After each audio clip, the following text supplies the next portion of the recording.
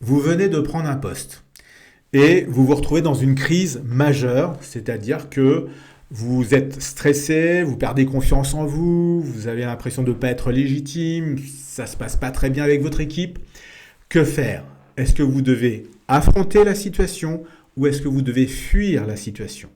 Fuir, en l'occurrence, c'est mettre fin à votre période d'essai.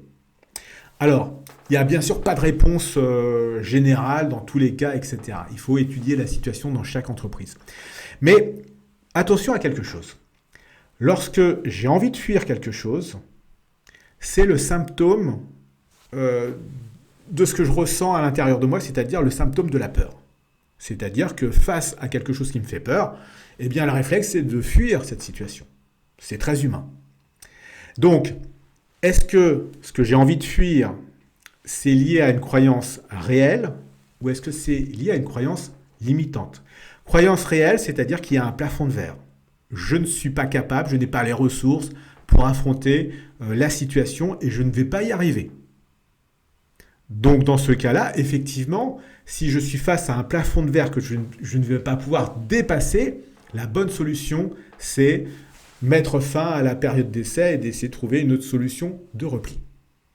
Mais dans la majorité des cas, on est face à une croyance limitante. C'est quoi le principe d'une croyance limitante? Une croyance limitante, c'est le fait d'être persuadé, mais vraiment convaincu absolument que ma limite, c'est ça.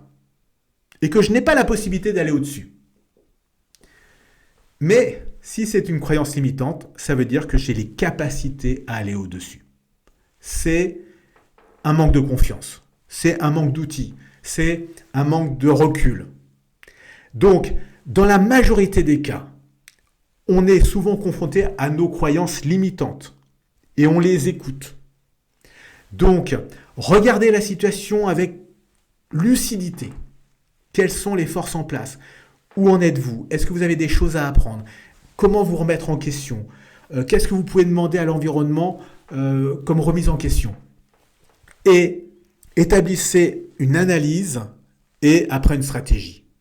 Et dans votre analyse, essayez de regarder les choses factuellement. Et si jamais vous avez une croyance limitante, eh bien le principe d'une croyance limitante, c'est que ça se dépasse. Et toute notre vie, on a eu un certain nombre d'exemples où à un moment donné, on se disait « ça, c'est pas possible ». Et 3 mois après, on se retournait en arrière et on se disait « pourquoi j'ai psychoté alors que finalement, c'était pas si compliqué que ça ».